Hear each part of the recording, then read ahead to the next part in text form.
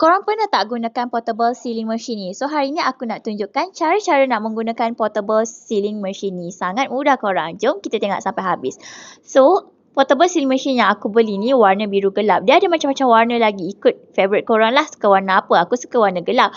So, cara nak gunanya senang saja. Dia siap bagi USB cable untuk korang charge. Dan siap ada manual boot lagi kalau korang tak reti nak guna. Mula-mula korang onkan button. Kemudian, korang ambil lah pad yang korang nak sealkan. Okey, yang ni aku sealkan. Aku klik kat bahagian atas sekali. Tekan lama-lama.